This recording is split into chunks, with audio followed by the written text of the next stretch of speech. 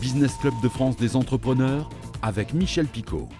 Bienvenue dans le Business Club de France des entrepreneurs. Dans un instant, on va parler des relations entre grands donneurs d'ordre et fournisseurs.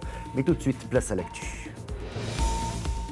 Le projet de nouveau stade à Montpellier pourrait très bien ne pas voir le jour. L'équipe de foot est en grande difficulté avec un fort risque de relégation et donc une forte perte dans son budget lié aux droits TV. Des conditions qui font peur aux banques. Le projet a été réévalué à 170 millions contre 240 initialement prévus. Une réunion de la dernière chance est prévue dans les prochains jours. Et puis clin d'œil à nos amis de TV Tour Val-de-Loire, la chaîne fête ses 19 ans, change de logo et surtout de nom, elle s'appelle désormais Val-de-Loire TV. Notre invitée aujourd'hui, Nelly Plus, présidente du groupe Equity, un groupe qui veut améliorer les relations entre donneurs d'ordre et fournisseurs. Mais une fois qu'on a dit ça, on n'a pas dit grand-chose. Nelly Plus, bonjour. Bonjour Michel. Alors, on va commencer par le début, si vous le voulez bien. Le groupe Equity, quelle est son activité principale ? Son activité principale, c'est du sourcing et la gestion d'un panel fournisseur avec le niveau d'exigence le même pour les directions achats grands comptes, c'est-à-dire de la conformité, de la performance, l'achat au juste prix. Alors, si je vous suis bien, l'objectif est de mettre en relation et en confiance les donneurs d'ordre avec les fournisseurs. Les fournisseurs, ce sont des talents qui sont souvent à leur propre compte et le tout, c'est de faire en sorte que cette relation marche, que le matching, comme on dit, fonctionne. Et j'ajouterai aussi bien souvent que le fournisseur, donc cet indépendant, doit répondre à une série de réglementations. Il n'est pas connu des donneurs d'ordre, il n'est pas visible. L'avantage de venir auprès des donneurs d'ordre, c'est d'avoir une structure comme la vôtre derrière soi, c'est bien ça ? Absolument. Absolument. Nous, on est un facilitateur. On connaît bien les contraintes, la problématique de la réglementation achat, la cartographie des risques des grands comptes. Et on est là pour mettre en valeur finalement le fournisseur qui, qui porte une expertise, qui a une expertise, un talent et qui a bien des difficultés à faire connaître son talent de manière directe. Et pourtant, les donneurs d'ordre sont demandeurs d'un accès plus simplifié à l'expert. Nelly Plus, votre promesse, c'est toute simple, faire ensemble et faire confiance entre donneurs d'ordre et fournisseurs, c'est vous qui le dites. Et pour cela, vous avez créé votre propre méthode qui s'appelle la méthode PCSR. C'est quoi ? Alors, PCSR, déjà, ça signifie portage commercial sécurisé et responsable. Ça fait penser, c'est un petit peu une analogie, mais ce qui nous différencie, c'est véritablement de ne pas être un passe-plat et de ne pas justement être juste la passerelle, la plateforme qui va passer le plat. Le PCSR, c'est une solution de référencement au sens un peu transactionnel et dans lequel nous avons mis les 168 points de contrôle du label RFAR, Relations fournisseurs achats responsables, du ministère de l'économie et des finances. J'ai voulu, c'est ce qui vraiment nous différencie, j'ai voulu euh, essayer de rendre opérationnelles ces bonnes pratiques achats responsables et de créer un cœur contrôlé et pour faciliter la relation client-fournisseur. Oui, et il ne faut pas oublier effectivement dans cette solution que vous proposez, le parcours sécurisé par définition, ça rassure plus. Absolument, puisque nous avons intégré la réglementation, le durcissement de la réglementation loi Sapin 2, devoir de vigilance, donc respecter la loi LME, payer à date. Donc toutes ces problématiques-là, on les comprend, on les intègre. Il faut comprendre que un fournisseur qui est payé dans les délais, c'est un client qui est satisfait. Et Groupe Equity l'a bien compris. Et en fait, le PCSR, c'est ça. C'est de rendre les obligations qui sont difficiles, mais de les simplifier et de pouvoir rassurer cet écosystème de fournisseurs qui a besoin de visibilité, de transparence. Et donc, en fait, on les rassure. Comment est née cette idée? Ça part, j'imagine, d'une expérience, d'un certain vécu. Comment a démarré cette aventure? Alors, pas facile. Pas facile. Bah oui, c'est du vécu. Tu as raison, Michel. Moi, je suis chef d'entreprise d'une petite PME à la base, Logaxone, qui a quand même 22 ans, euh, qui, euh, qui a été le dernier maillon d'une chaîne de sous-traitance. Et quand on est le dernier maillon d'une chaîne de sous-traitance, bien souvent, on n'est pas déclaré dans la sous-traitance. Et donc, on est le dernier payé. On est celui qui doit porter la casquette d'un autre.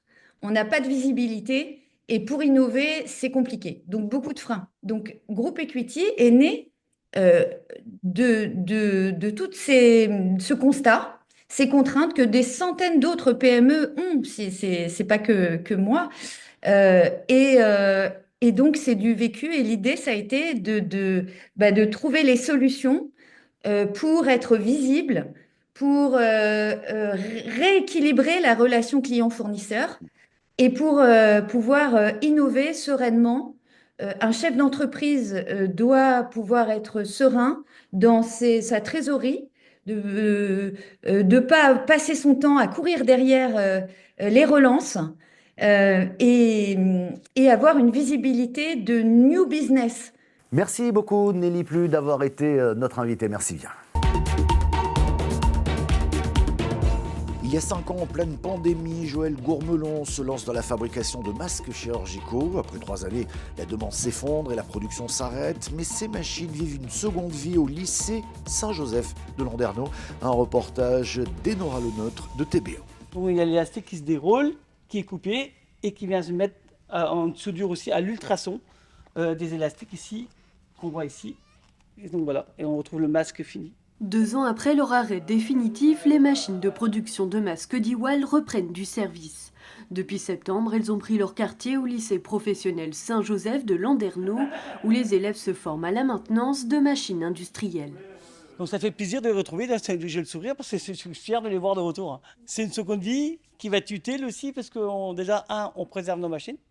2, on forme des gens dessus. Et 3, si un jour le Covid revient, j'espère pas, mais on pourra repartir pour fabriquer des masques. En septembre 2020, Joël Gourmelon fait un pari, celui de fabriquer des masques chirurgicaux à Landerneau alors que la France connaît une pénurie en pleine pandémie du Covid-19. Un pari gagnant, sa marque d'Iwal emploie une dizaine d'employés et produit jusqu'à 60 000 masques par jour. 5 ans après, il se souvient. Sur la chaîne, oui, c'était très actif parce qu'en fait, il fallait sortir des masques, tout ce qu'on produisait était vendu. Et donc, on était à flux tendu, en fait. Mais en janvier 2023, l'entreprise ferme ses portes. La baisse de la production et la concurrence de l'Asie poussent Joël Gourmelon à stopper la production. Aujourd'hui, il conserve un stock de masques en cas de besoin et pour se souvenir de cette période. Bon, on pensait que ça s'arrêtait un jour, bien sûr, mais pas de sitôt. Moi, j'avais misé un petit peu pour 6 mois de plus. Et en fait, c'est arrivé 6 mois un petit peu avant mon projet. Mais tant mieux d'un côté, tant mieux, c'est comme ça. Mais après, on a dû faire face. Mais après, on a vu aussi que nous, il y a un marché du masque aussi, en général. Et le marché du masque, en fait, les prix se sont effondrés, en fait. En 3 ans, la marque d'Iwal a fabriqué plus de 10 millions de masques chirurgicaux. En Bretagne, au total, 5 entreprises se sont lancées dans la production de masques durant la crise du Covid. Aujourd'hui, seule l'usine Clap France subsiste à Ploufragan, mais elle est actuellement en redressement judiciaire. En Martinique, un début d'année pluvieux a compromis le début de la récolte de la canne à sucre. Malgré tout, les professionnels de la filière rhum se disent confiants concernant la qualité du rhum 2025. En revanche, les rendements pourraient être moindres. Un reportage de ATV. Plus de 100% de pluviométrie en ce début d'année, une tendance météorologique qui ne va pas dans le sens des producteurs de rhum. Beaucoup de planteurs ont décidé de repousser le début de la récolte, les rendements sont incertains. Les sols sont encore mouillés dans certains endroits, nous sommes obligés de choisir les parcelles les mieux exposées, les mieux ressuyées, afin de produire et de fournir à nos clients, que sont les distillateurs, les meilleures cannes possibles. Sinon, nous sommes en cours d'activité.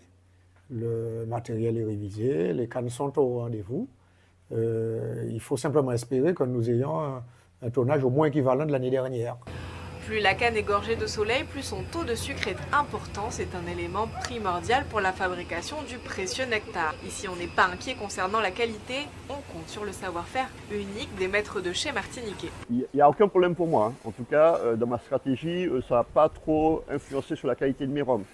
J'arrive à maîtriser le process, mais c'est quand même mieux d'avoir plus de sucre, parce que plus de sucre dit plus de rhum.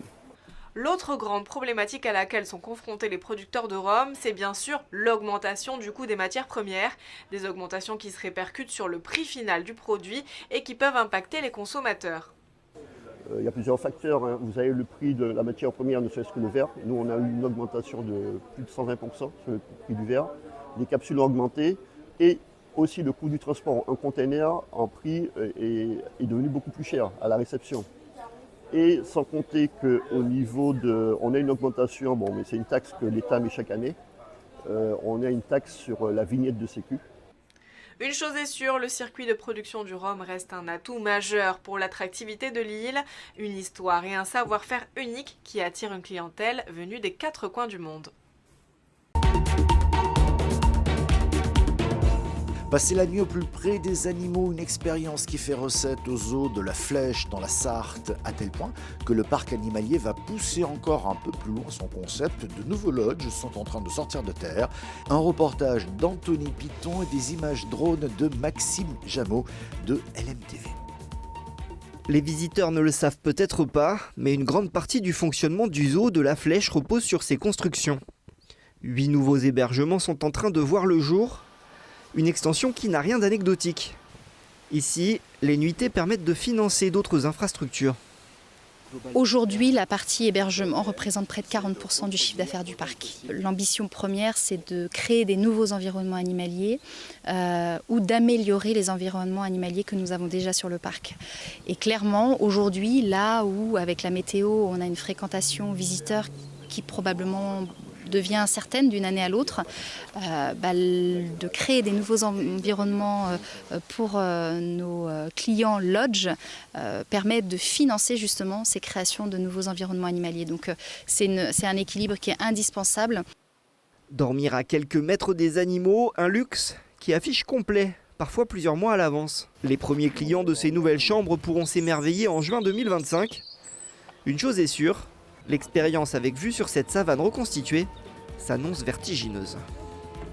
Merci beaucoup d'avoir suivi cette émission qui est disponible en replay vidéo sur le site internet de votre télévision locale. Nous sommes également disponibles en audio podcast sur toutes les bonnes plateformes et merci également à une dizaine de radios qui nous diffusent chaque semaine. On se retrouve la semaine prochaine.